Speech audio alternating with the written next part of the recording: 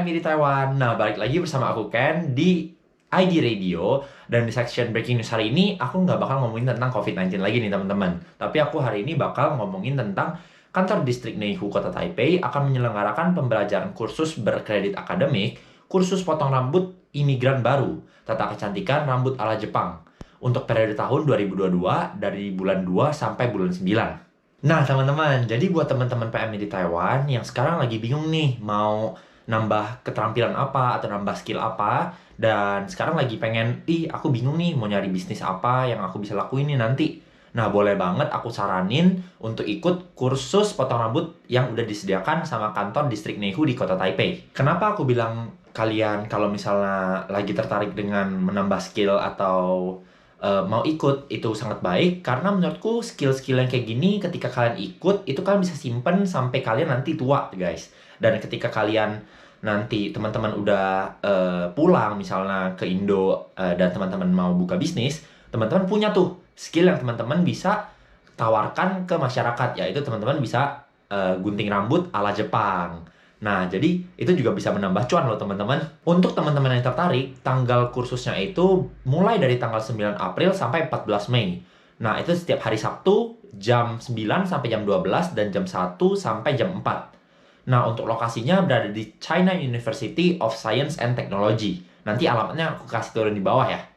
Nah, terus juga buat teman-teman yang sangat tertarik, aku udah cantumin juga di kolom description di bawah, itu ada nama kontak untuk teman-teman langsung kontak ke Ibu Wu, yaitu penyelenggara dari kursus ini. Teman-teman bisa langsung chat di WA-nya, nanti langsung deh kalian bisa dipandu sama Ibu Wu ini.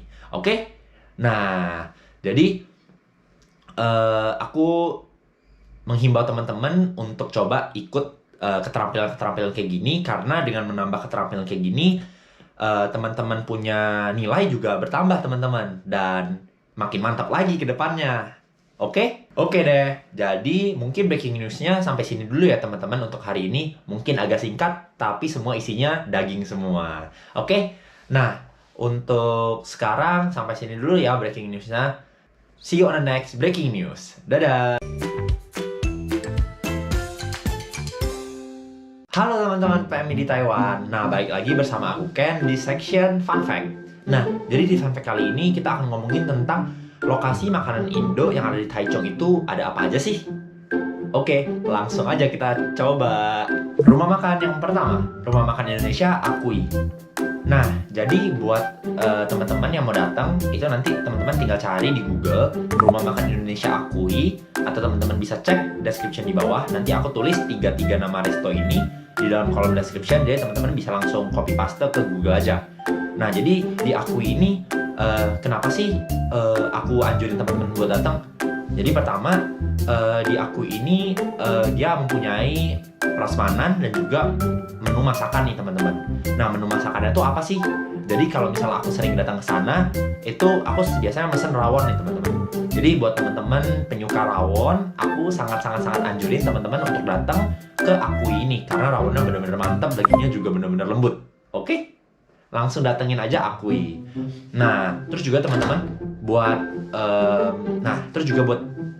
kasih tahu teman-teman, aku ranking restoran Akui ini kurang lebih 8 dari 10. Nah, kenapa? Karena menurutku makanan prasmanannya kurang menarik sih buat aku teman-teman. Tapi rawonnya bener-bener dari semua makanan Indo yang pernah cobain di sini paling mantep rawonnya. Oke, silahkan mencoba. Lanjut yang kedua, rumah makan atau toko Indonesia Kalimantan. Nah, itu nanti alamatnya juga sama, aku taruh di bawah kolom description, sama aku taruh di layar sekarang. Nah, jadi kenapa aku masukin rumah makan Kalimantan atau toko Indonesia Kalimantan di nomor 2? Karena menurutku rumah makan ini mempunyai sama kayak yang tadi, kayak Akui, dia punya menu masakan, tapi dia juga punya prasmanan. Nah, yang di sini tuh yang dewanya itu adalah menu prasmanannya nih teman-teman. Kenapa? Karena menurutku rumah makan ini prasmanannya tuh benar-benar mirip banget sama namanya nasi Padang di Indonesia. Nah, buat teman-teman penyuka nasi Padang, aku sangat anjurin buat teman-teman langsung datang aja ke sini buat cobain, karena benar-benar ada banyak banget prasmanannya itu makanannya tuh enak-enak bermacam-macam, mulai dari cumi saus hitam ya kalau nggak salah ya. Terus ada kentang balado juga, terus juga ada telur asin, ada tempe mendoan, ada bakwan, ada kuah kacang panjang itu, terus banyak deh kuah nasi padang yang ada santan-santannya yang bikin enak itu loh teman-teman. Nah, jadi buat teman-teman penyuka nasi padang, lo wajib banget datang ke rumah makan Kalimantan ini. Tapi buat teman-teman yang nggak suka juga jangan khawatir, karena di restoran ini seperti yang aku tadi udah bilang, ada menu masakannya juga. Ada ayam penyet, ayam bakar, terus juga ada pempek, ada bakso. Teman-teman bisa langsung datang untuk cobain aja langsung. Nah, buat aku sendiri, aku nilai rumah makan Kalimantan ini 8,5 sampai 9 dari 10. Kenapa? Karena aku sendiri penyuka banget makanan gurih dan juga terutama nasi padang. Dan untuk di Taiwan ini mengobati kekangenan aku untuk makan nasi padang ya rumah makan Kalimantan ini nih teman-teman. Jadi teman-teman wajib banget yang suka sama nasi padang langsung datengin aja rumah makan Kalimantan. Oke? Mantap. Nah teman-teman, untuk yang terakhir atau yang ketiga, ini adalah namanya restoran Jakarta 2. Nah jadi restoran Jakarta 2 ini seingatku nggak ada menu masakan ya teman-teman, tapi ada prasmanannya, dan tempat restoran juga gede banget dibanding Kalimantan dan aku yang tadi. Jadi di Jakarta 2 ini lebih banyak prasmanannya, dan juga menu-menu prasmanannya juga menarik-menarik. Contoh kayak memang ada ayam bakar, ayam goreng, tapi di sini juga ada ayam balado, telur balado, kentang balado, terus ada sate juga, terus juga ada telur asin, terus juga bakwan, tempe mendoan. Ada banyak deh pokoknya teman-teman. Buat teman-teman yang pengen lebih budget dan juga teman-teman suka dengan makanan yang cukup manis, contoh kayak sate gitu-gitu, di sini cocok banget buat teman-teman datengin karena harganya juga terjangkau, makanan juga macam-macam, dan juga nggak kalah enak sama Akui sama Kalimantan tadi. Nah, menurut aku sih yang dibanding tadi Akui sama Kalimantan, di sini tuh ada satenya teman-teman. Jadi aku anjurin teman-teman buat cobain satenya langsung. Nah, terus juga aku ranking restoran ini sih 7,5 ya mungkin teman-teman, atau 7 sampai 7,5 karena aku sendiri kurang suka sate dan aku juga lebih suka makanan yang gurih. Jadi untuk makanan yang rada manis aku kurang suka. Jadi buat teman-teman yang suka makanan yang kayak mungkin makanan-makanan yang lebih manis gitu ya, kayak sate yang ada kacangnya gitu, teman-teman wajib banget datengin Jakarta 2 karena aku yakin pasti top Marco top. Oke, mantap. Nah, jadi mungkin sampai sini aja nih teman-teman untuk kita punya fun fact hari ini. Nah, semoga 3 restoran ini teman-teman bisa datengin, teman-teman bisa coba, terus juga chat di kolom komen di bawah. Gimana sih yang mana yang paling enak yang teman-teman udah datengin, biar teman-teman yang lain juga tahu yang mana nih yang lebih enak gitu. Oke teman-teman, semua alamat yang aku udah sebutin itu ada di description box di bawah. Nanti teman-teman bisa cek, teman-teman copy paste ke Google Maps, teman-teman bisa langsung lanjut makan ke sana. Oke deh, mungkin itu aja fun fact hari ini. Terima kasih udah nonton fun facts-nya sampai sini, dan see you on the next section. Bye bye teman-teman.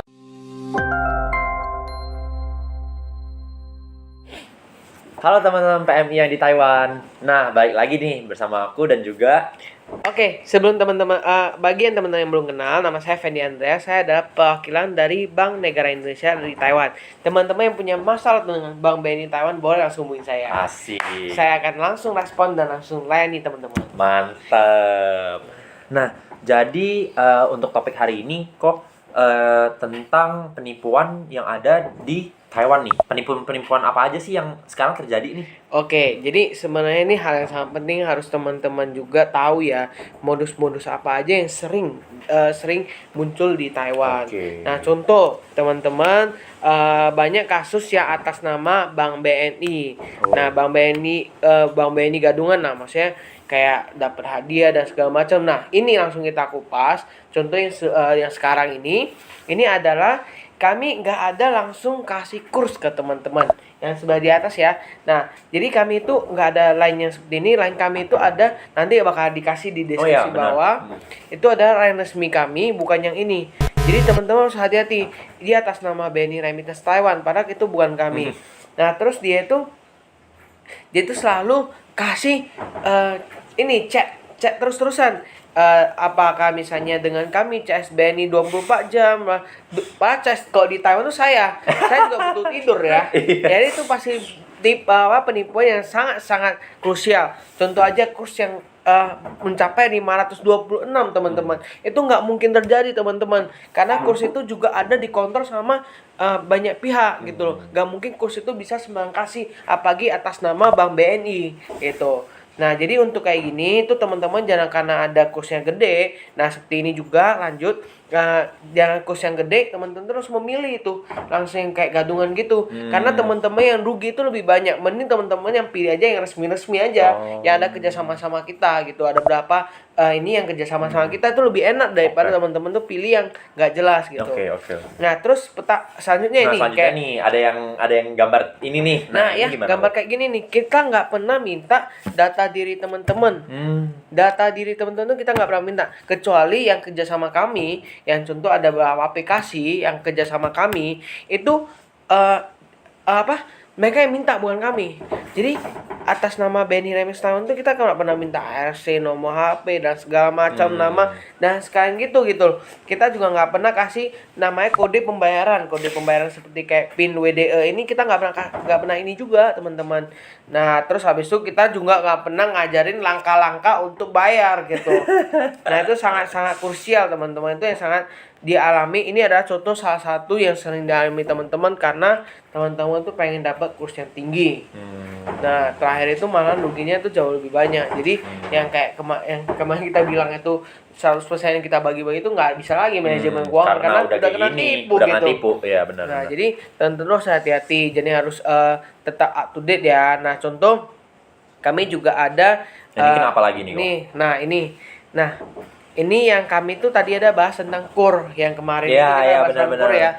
Nah, kami itu KUR itu cuma bisa di Indonesia aja, nggak mungkin di luar negeri. Nah, contoh nih pemberian kredit usaha rakyat KUR kepada TKI.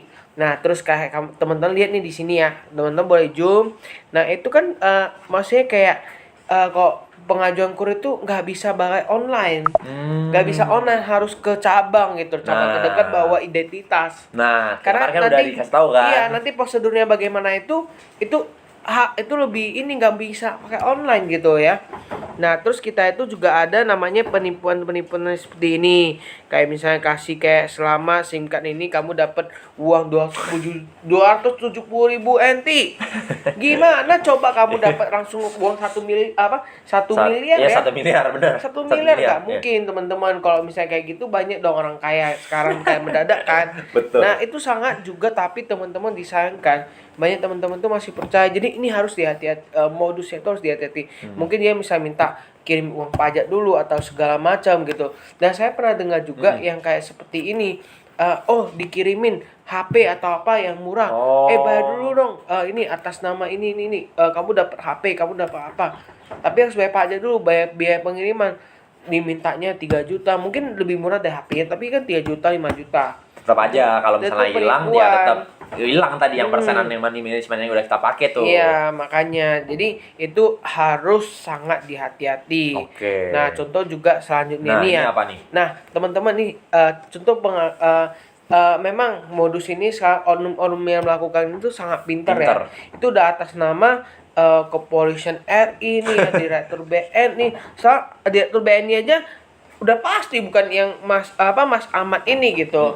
Nah, maksudnya atau enggak Kepolisian RI ini juga belum tentu yang bersangkutan kan. Tapi ya terkadang ada modus yang bersangkutan yang memang sampai keasliannya itu sangat bisa jelas ya. Ya. Nah, terus ya makanya pemenangnya sama ini contoh nih Mas Kumaidi ya. Nah, itu nggak mungkin 270.000 NT itu sampai ada sertifikatnya. Itu tidak mungkin. Terus selanjutnya itu Bisa sampai kayak gitu ya, sangat dirancang sangat kayak gitu jadi ya, harus sampai sangat hati-hati teman-teman. Oke, Selanjutnya oke. itu ada kayak namanya ini berapa ini harus diblok ya teman-teman, itu bukan dari kami ya. Kayak pinjaman resmi online BNI Syariah, KUR TKI TKW atau apa gitu. Nah, itu juga diinin aja teman-teman. Kalau memang teman-teman mau langsung aja ke cabang, itu udah paling paling aman. aman lah udah, Itu bener. paling aman. Nah, contoh Bener. nih yang mengatas nama BNI. Nah, ini ya harus hati-hati ya teman-teman, tuh harus harus lebih ekstra hati-hati karena kami memang udah sangat sering untuk mewanti-wanti teman-teman, tapi memang ada aja yang terkena penipuan ini karena penipuan ini tuh modusnya tak ada yang baru. Bener. Tapi kita akan update terus di FB kami dan di media sosial kami agar teman-teman tahu. Atau enggak kan kita di bawah ini kan ada kasih ini kita ya kontak ya, kalau misalnya teman-teman dapat SMS seperti itu atau apa, mohon dikonfirmasi dulu. Langsung, bener. Jangan langsung main hajar aja gitu loh, karena uangnya saya mau jadi miliarder, main hajar, rupanya bukan miliarder lagi gitu loh. Maksudnya Malah makin turun tuh. melarat gitu, maksudnya ke bawah kan. Jadi itu yang bisa kami kasih beberapa contoh kasus penipuan. Nah, kasus penipuan ini juga bukan cuma Bank BNI, banyak banget yang bank lain atau enggak apapun lah, bukan cuma bank aja, banyak banget modusnya. Oke. Jadi, Nah, sekarang udah emang penipu-penipu kayak gini udah emang pada pintar pada semua marak ya. ya, marak banget dan gitu. paling pintar-pintar nih, udah bisa kayak buat nih kayak sertifikat ini. Terus Iya. juga kayak sampai buat ya akun media sosial yang kayak gini-gini. Nah, berarti kan kayak udah yang tadi udah diomongin sama Ko Fendi, kan harus benar-benar ketika mendapatkan sesuatu kan langsung confirm lagi tuh sama kontak yang di bawah. Iya. Jadinya kan juga tahu ini penipuan atau enggak gitu. Oke. Oke. Jadi seluruh penipuan udah kami jelasin. Nah, jadi terima kasih ya bro ya udah juga kasih informasi ini buat teman-teman ya. Gitu. Nah, kalau gitu kita pamit dulu ya. Ntar see you on the next part. Oke? See you. Bye-bye.